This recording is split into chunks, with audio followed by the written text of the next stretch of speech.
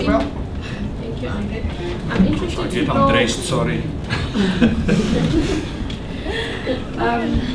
Have you done any work on children with disabilities and their ability to access the right to play? Because I noticed in your presentation there was nothing for children with disabilities. What have you done? What have you come across? There was another question over there as well. Was there another one? Yeah.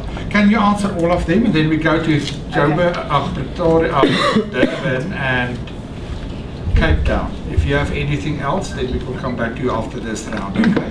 Okay. Can I start there? With the pop-ups, it's just who comes. That's you go to the park and the children come there. But again, when we have an existing site, a permanent site, then we definitely want to have, you know, inclusion. Sorry. Speaking there. Yeah. So once you know the bench playground is there, then we will be definitely catering for children with disabilities. That was how I got into working with kids as a teaching assistant. So it's something very close to my heart. But at the moment, because you know it's just the children that are in the neighbourhood and walking around, and generally, you know, they haven't been there. The Isibindi, yeah. So I think we're quite like, well, this is great to now just meet and get, you know, who we are. We've been working very closely, small in our community, and just doing what we can, and you know we want to connect more. But in terms of, so it's sharing, you know, sharing work, sharing our practice, like that's what we really want to get to do. But in terms of partnerships and things like that, we're really focused, we're really trying to get this thing off the ground in our area, you know, so I'm not really looking at the moment to kind of go and establish something somewhere else far from, you know, where we're based. It's quite kind of like, you know, for this area, but definitely really would love to like come and, I remember I said I want to go and see one of the Isibindi parks. Good. Durban? Hi. Oh. Hi, We my can name hear is you now. Victoria. Hi, Vicky. How you doing? Good. Thanks. My question is based on safeguarding the people who would be around children and that kind of level of security. What has been an example of that before, and how can we think around those issues if we consider those pop-up play areas? Thank you. Any other question from Durban? Yes, one from me, André. Okay, you're going to tell us about how the buddies play. Just a question in terms of the adventure park in London that we saw. There was tremendous involvement of adults as well, and that's been mentioned a couple of times. And in terms of encouragement for us in South Africa, where that's particularly in KZN not such a dominant feature that we have. It's usually children on their own rather than adults coming with them. Thank you. Going over to Cape Town. And more than that question, I have a comment. This is Marcella from Open Streets, and that's around the idea of blocking off a street, which we, you know, are all for. But in Cape Town, we find that it's really difficult to do it, you know, the way it was described by Dominique earlier. And so my comment, I suppose, is that there's a policy in Bristol, and I believe it's for Playful streets, and they have sort of council has passed a regulation that allows communities to have this sort of pop-up Playful streets. So just a point for people, if they're interested, to look into that. But the other thing is that there is an opportunity here to document what we're doing, and I mean, I have spoken to Ntsiki already about this, but just an invitation to, you know, to share what's happening in Johannesburg and vice versa, because I think this, you know, in many ways we're creating the wheel in both places, and so just to point that there's an opportunity to document what we're doing. Thank you. Nothing else from Cape Town? Danny's going to take the safeguarding security. Yeah, I wanted to answer the Durban questions together from some of the experience we've had in Hummingbird.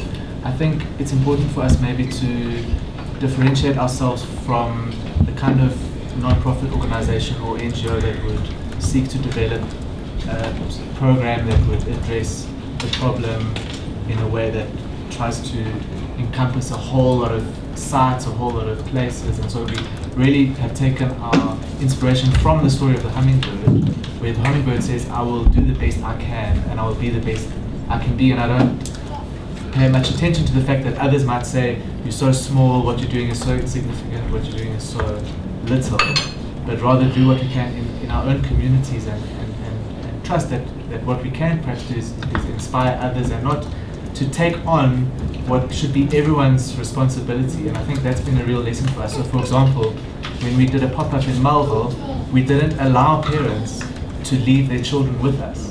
We didn't have t-shirts that said, we are the carers, leave your kids here and go and have a good time at the festival. Instead, mostly the parents that came were looking around trying to see who are the organizers of this pop-up event, because we were quite inconspicuous.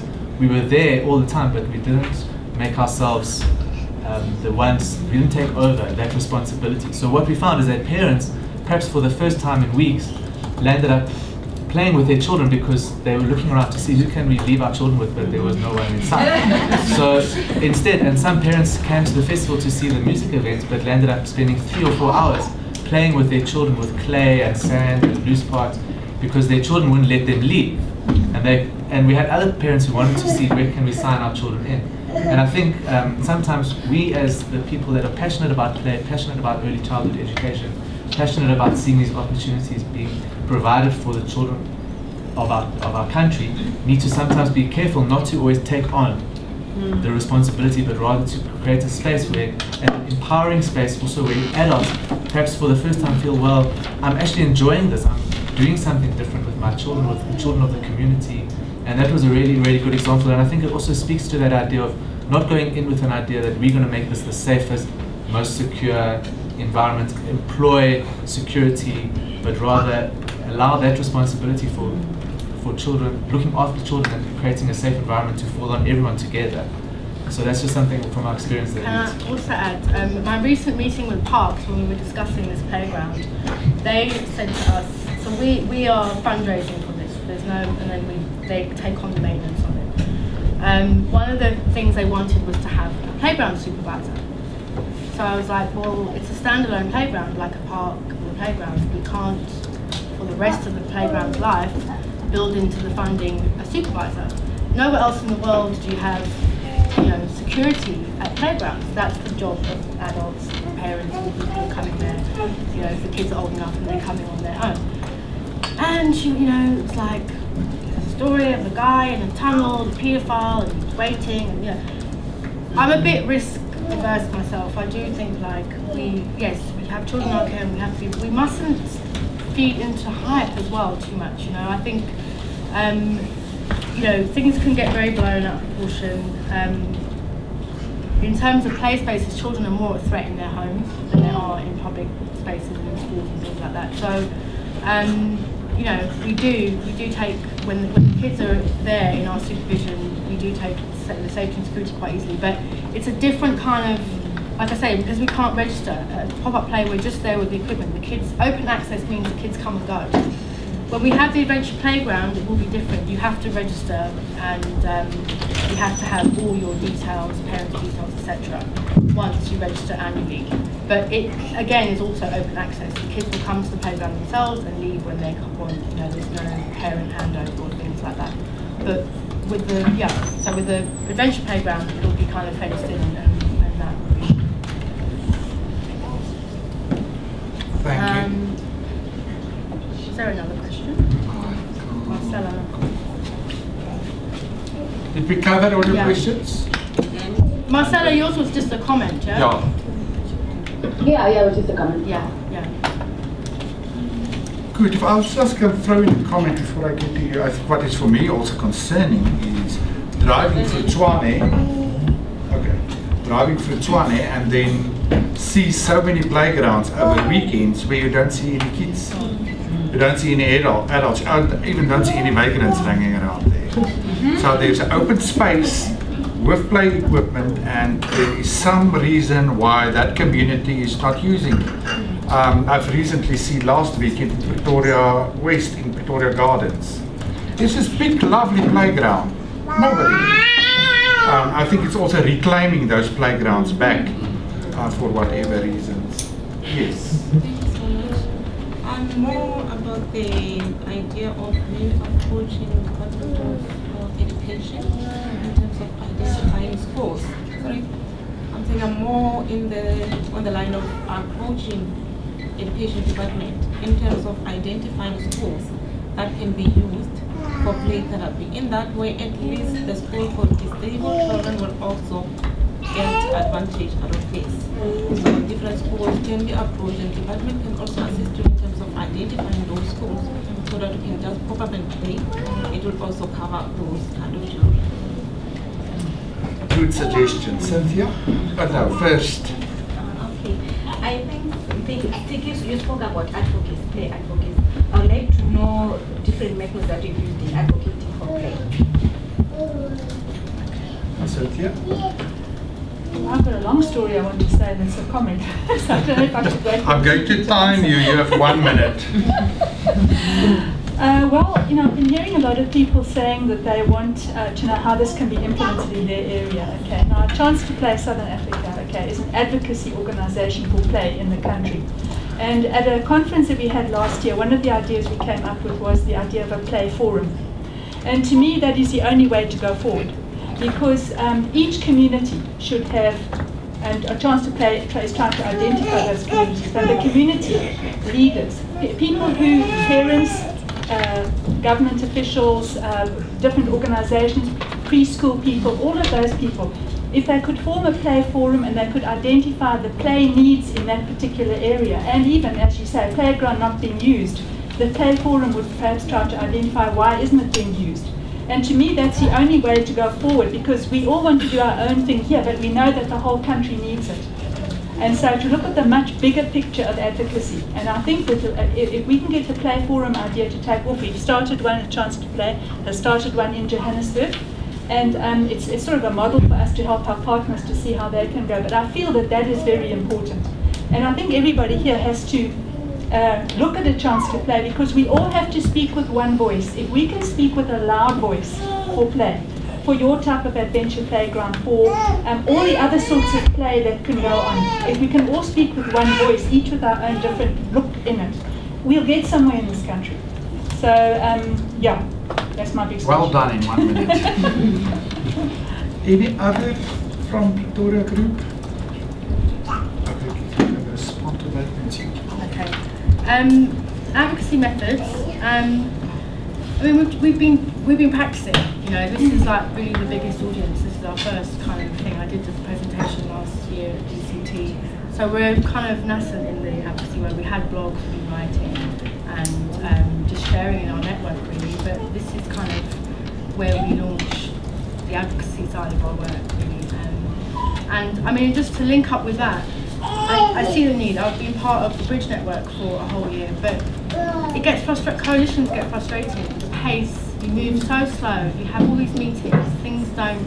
And that, I think that what we're trying to say is, what our message is just do it small where you can, and let's be part of that conversation. But let's not wait for these decisions and things for because it's been quite frustrating networking, trying to find and with the ECD stuff, trying to get one voice to speak ECD, and there's so much fragmentation, and then we don't do anything. So we've just kind of just been getting on with it, trying to find a nest, and now we want to kind of be cut through. So that's sort of the vehicle through which you can tell your story out to the country. Sure. So if we had a website, which we were trying to do, and your story is on it, and a link to your website. This is how these stories get spread, and other people can see what you do, contact you. Yeah. So for me, that's where it starts and how it can grow. Good. That's a good start to a conversation. I also just have a comment. I just want to applaud the work that you're doing, Ntsiki, and I'm like your #1 fan, and and just really believe in you. And I think what's great about this is to get everybody here together to meet some new people, but also see a lot of old and familiar faces in this space. And I think we all really identify that there's a need here is very great, and that each of us acting and contributing our own ways is really kind of building this kind of movement in South Africa, which I'm just really excited about, and have seen such a change in even in the course of the last few years. And so well done to you and really and your team. Anything else? Yes. Durban? Nothing? Cape Town? I've got a question. I'll come back to Pretoria. Okay, Pretoria? On the play work thing, I'm just interested in knowing who is doing this idea of like, can we get qualification going, or I'm not kind of linked into, because it's difficult. You don't have the you've got so many small independent educational providers doing things, and I've looked but I don't find, but maybe other people know play work as opposed to childcare. Is that being done? Not yet. Not yet. Cool. Good. If there's nothing else, I think we can. Yes. I think also something else we'd be interested in is if anyone that's here today would be keen to participate and contribute to the critical reader that we want to work towards, if you would please get in touch with us, because we'd really like it to reflect on the experiences and that many of the people that are here have been pursuing from different angles, and we're looking for a collaborative effort on that project as well. Good, and I think you can be in contact, Valerie will avail the contact details. I mean, just a comment, it's not something we've done before as parent children, but we could use that platform as a discussion, and that people just feed into our blog. Well, it's a blog section, but it doesn't have to be a blog, it can be more of a discussion. So we can look at that and then just communicate with everyone. Yeah. And if you can avail the attendance list to everybody, then I think it's important to connect. Can I check? Can I just also... I'm not going to get this meeting closed. No, okay? I just wanted to add that from a point of view of raising awareness and bringing communities together, there is World Play Day. And I think it's a wonderful vehicle to raise awareness and bring families, communities and people together, and that we can then start our in our groups, but everybody in their area try and celebrate World Play Day and get the messages out about how important it is. And it's on the 28th of May, and if we start promoting it now and even have it then with a follow-up in the July holidays, also with, lead on to something else and not just make it a one-day event. But I think all of us who are here should commit ourselves to using that as a vehicle to promote wherever we are playing.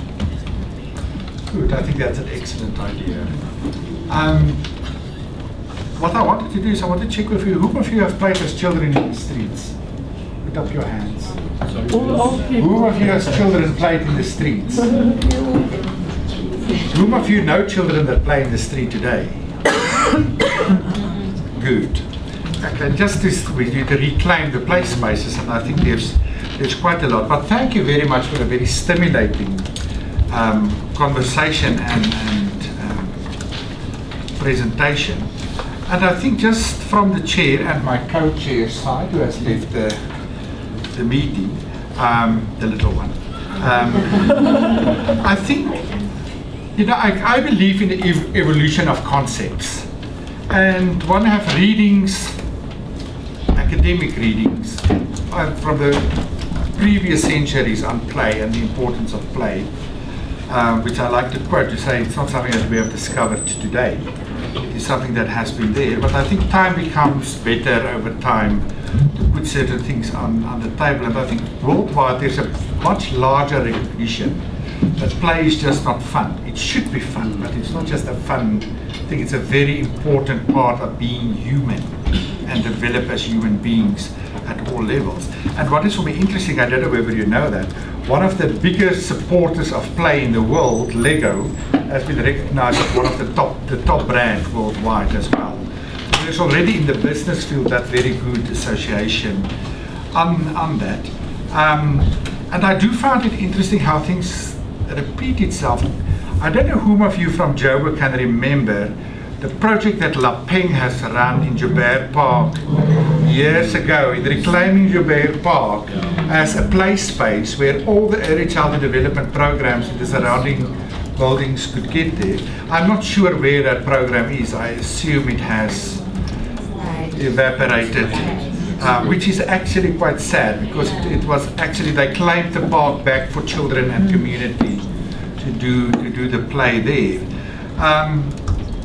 And I think what came for me out very important here today, and I think that is, and I'm glad here is such well representation at that level, is the one sphere of government that can take this forward with force is local government. If every municipality can just take this seriously and do their little bit, and can start with World Play Day, most likely, and create a bylaw on play and play activities and budgeting for play. Even if you start with 10,000 Rand, it's better than nothing. I like the idea around a play budget for the municipality. So that is, I think that is some of the good things. I did recall years ago working with social workers in Putadichaba. I think most of you know where that is.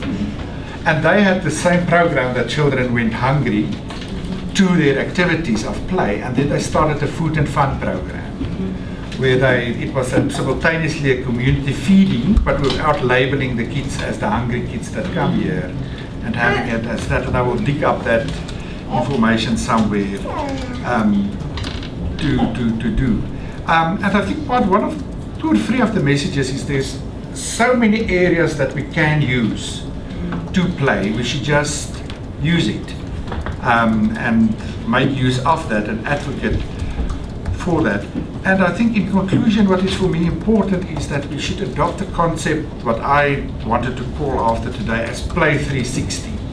There's not one way of play. There's not one organization for play. There are actually a whole 360 degrees of different approaches, different ways. But all of this should link together. And the glue that holds the Play 360 together should be the evidence as well as the importance of play for children and adults. On that note, thank you very much. I think the PAN children will produce a short report on this, but also will make soon the presentation available and the attendance list. So for all of you who were here, thank you very much, and thank you to PAN children for hosting this event.